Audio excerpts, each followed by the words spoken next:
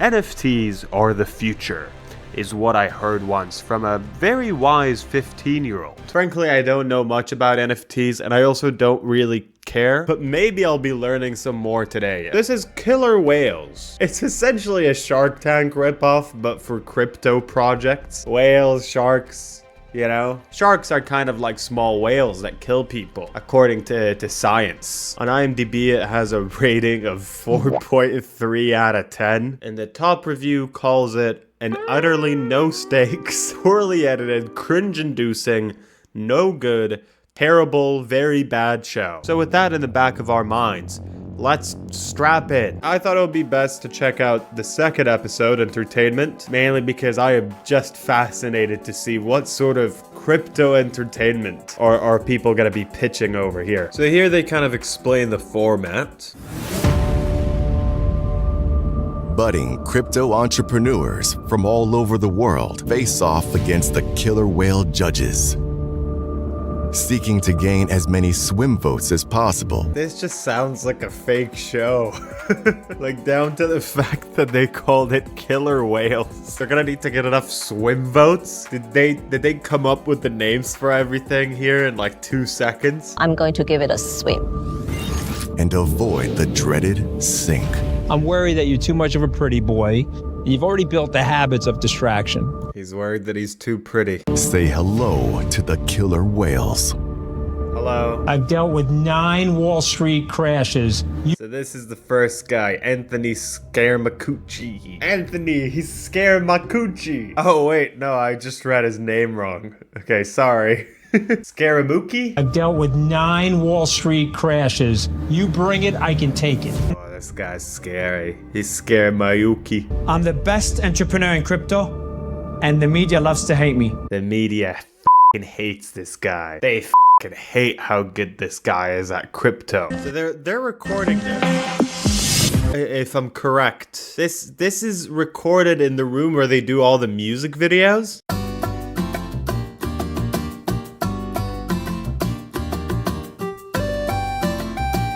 Yeah, this is like a really popular music video location. I'll try to find it so we can show it in post. I'm Frank. I'm 24 years old and I'm the founder and CEO of Celebratix. Our focus is to revolutionize the ticketing industry, becoming the future-proof version of Ticketmaster. This guy wants to sell tickets. Now, I'll tell you what, Ticketmaster is a pile of dog shit. I hate that website. I hate it so much. So maybe NFT is the solution. Maybe this is how they're gonna make it not shit. I know that I'm not the typical tech entrepreneur. At 16 years old, I did the Dolce & Gabbana show during the Milano Fashion Week. I'm not the typical tech entrepreneur. I'm hot. I love that he's kind of talking about it as sort of like a disadvantage. I love my mother and I love my 3 smaller sisters, and they really mean the world to me. And I've always felt this urge of responsibility to really provide for my mom and my 3 smaller sisters. So he wants to provide for his family with his app. That is what a noble cause. And he's doing all that while looking that hot. That is just props to him. That is not easy. Frank, welcome, my friend. You've given up modeling to be here, to take on one of the, I don't know, biggest industries in the world. Oh no, the roasting begins. Hey, pretty boy. Hey, you good-looking f***. What are you doing here in the tech industry? Obviously, there are attractive people in the tech industry. I just always find it funny that when reality shows clearly want some sort of angle to harp on, so they can have some sort of manufactured drama in an episode, they pick something that often feels quite arbitrary. Hey, you pretty f***. Get back to the modeling warehouse. This isn't the place for you, bucko. Frank, places like StubHub and Ticketmaster, why can't they just do what you're doing? Why do they need you? He's gonna shit his pants. Cause yeah, that's something that often these massive companies do. If you have no way to protect this, you know, this idea that you have, and it's actually like a good feature, like Ticketmaster will just use it if they think that it's a good enough feature. And that place already has the user base and everything, so, you know. The way I position Celebratix is like a speedboat. We're new, we're quick, we have a very good way of actually approaching the market, getting proof of concept. And StubHub They have so many existing customers who are reliant on what they're actually doing right now. They're not able to take the risks that we as this fast speedboat in comparison to this freight. That is... that is just nothing. What? That doesn't mean anything. That's the beauty of the crypto market. I'm sure there are actual business people within it. Again, like I said, I don't know much, so I don't want, I don't want to just spew nonsense here. But I think that even if you're a hardcore crypto guy, there's so many of these people who are just like, just throw in phrases like, I'm gonna disrupt the market. I'm a speedboat. They're a freight ship. They have too many customers. We're gonna get rid of these guys because they are too successful. The speed thing doesn't even make any sense because they're just a bigger company. They have more resources. By the time that they actually realize that the blockchain space, the Web3 space as we know it right now, is the future, they're gonna be too late. What about the experience, man? Whoa. He didn't even think about that. Experience? No. I don't care about your age. I care about the experience, the knowledge. Guys, what's better than a 24-year-old who lives and breathes this industry as part of his natural life to go and solve the problems of the industry? I don't know. Like a lot of people who've done that? What's better than a 24-year-old who gets drunk and parties all the time than than a person for us to give our money to? 20-something-year-old people can come up with incredible businesses. Little known fact, the creator of Evil Pinely was was in his 20s when he created this magnificent corporation. But being young and inexperienced is not a selling point in and of itself. Getting a guy who is at the nightclubs, he understands the people. But Rand, that's the problem. Let's go to your lifestyle for a second. Yep. Okay. I'm worried that you're too much of a pretty boy and you're gonna get distracted. You're gonna get... Okay, I'm guessing this was done in the editing, but they make it look like he's flirting with her, like they're flirting back and forth. Again, I think this is very much probably a product of deceptive editing. If it's not, that's crazy, but... I'm worried that you're too much of a pretty boy and you're gonna get distracted. How do you... Yeah! Yeah, she just smiles in his general direction, and then they edit it in a clip of him being like... Incredible. But what's he saying? He's too much of a pretty... He's too pretty. You get the focus, and you've already built the habits of distraction. I think that is a very valid question. I wake up at 5:30 in the morning. I hit the gym at 6.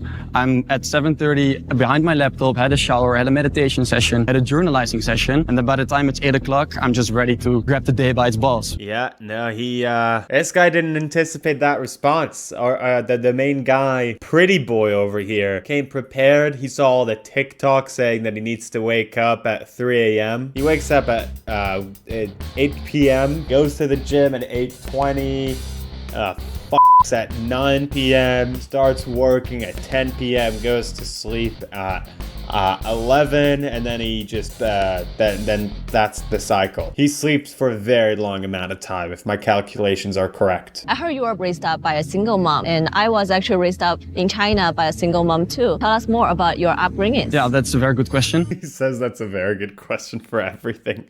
This guy's stressed out of his mind. She's gonna support me whatever I do. She actually pushed me to finish my master's. Now I want to pursue what I really am passionate about, and that is combining my passion for events with my passion for blockchain into Celebratics. Frank, you're young, you're smart, you're hungry, and you represent young entrepreneurship. I love that. It's sink or swim time. What the f***? He didn't even say like a business plan. This show is so stupid. They're voting already? He just said that he's an entrepreneur and that he wakes up at 5 a.m. and that he has a single mom. He didn't like even come close to practically telling them what's he gonna do to disrupt the market. Do the judges believe in Frank's NFT ticketing solution? No, wait, they're voting. I am bewildered by the fact that they're already voting. Will it sink or will it swim?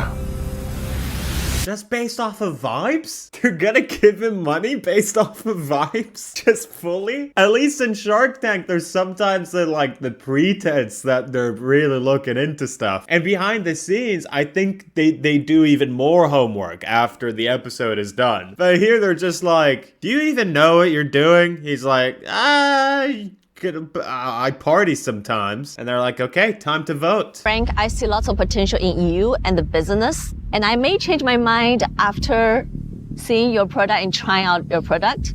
But right now, I'm giving it a sink. Fair enough, you literally know nothing about what the product is. I still don't know what it is. He just said that he's gonna use blockchain to disrupt a market. Disagree with Gracie. I think you're in the target market. I think you're young. I think you're smart. I think you're hungry. And if I were a betting man, there's no one else that I'd rather be betting on this industry with than with you. So we're gonna swim. You gotta be a betting man to be in that industry in the first place. Perfect. Thank you so much. I appreciate that. Frank, you're incredibly likable and you're going to be unbelievably successful And he's a pretty boy. in whatever you do, but I don't think it's this.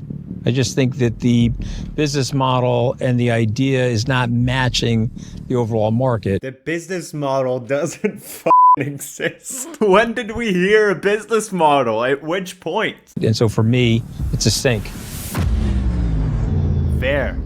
I'm surprised that Gracie and Anthony sunk on this one. I expected them all to swim, but I also don't see the reasons that Rand swam of being young, smart, and hungry are enough. I'm really split on this one. He's like, what? That's how I make all my investments. I usually give my money to figures who are young, smart, and hungry. Like Garfield. I usually give my money to Garfield the cat. I like giving my money to Boss Baby. That's what who I like to give my money to. He's young, smart, and hungry. He could eat sometime. He has to eat. You're too early. It is too competitive. Unfortunately, man, I'm gonna sink. Thank you so much, Mario. I appreciate it. Wow, literally anyone can go into this room and just talk out of their ass. Maybe he does have a business plan. I don't know. But like, with what we've been presented, maybe the editing is deceptive, but with what we've been presented with here, why would you give this, who would give this money ever at any point? I like you. Your story resonates with me. You remind me of all the best qualities of myself at a young age, and This is such a Shark Tank ripoff. It's insane. But it's just like the bits of Shark Tank that like if you watch Dragon's Den, the original UK version, it's so much slower paced than Shark Tank. A lot less sensationalized. Like they'll say a business plan and then they'll analyze like why it works, why it doesn't work, and do the voting based off of that. But in Shark Tank US, half of the show is like actual legitimate businesses, and the other half is these situations where like someone will give a sob story and everyone's like, wow, this really resonates with me because I was also a hard worker when I was young. Wow, your story really resonates with me, so I'm gonna give you like 200 grand. But this episode seems to be just that. Literally just that. There wasn't a business plan. I think the problem that you're solving, I think crypto could help a lot with the ticketing problem. The problem is execution, and it just needs to be proven that you're the guy that can do it. I think you can do that. Based off of literally what? I think you can prove it to me, but it's too early. So for that reason, sink. There were like 5 twists within that one sentence. Every single time he reacts to it so quickly. You really remind me a lot of myself. Of all of my bad qualities, that is. But even I know that sometimes when times are bad, that makes the toughest people of them all. And that's why I decided to sink you. I'm gonna drown you. You're gonna drown in this pool. You son of a bitch, because I'm signing you up. Man, good luck. I think we almost swam. Frank, prove them wrong. Thank you so much. So given that I only got 1 out of 5 for the swim, I'm disappointed. I understand that the judges think that I'm too much of a party boy, having done the modeling and being in a party scene myself. We have a great product. It's a shame that they don't see that at this point. I'm aware that all the judges thought that I'm just too hot and that I too hard to get this. I'm gonna try and start doing that a bit less from here on out. I'm surprised by you guys. Now, if you're not backing a guy who's young, hungry, smart, and has overcome adversity, what are you backing? Stop! We should be backing a good business. Like, what the fuck? The show seems to be really funny, in a bad way. It looks like a pretty bad show. So if you want me to do more episodes, I'm down for it. This was only like a part of an episode. Just a fascinating thing. Subscribe right now and I will go on to an episode of Killer Whales and also just say stuff. I'll just say stuff for a while. The show's probably not gonna get another season though, so I don't know.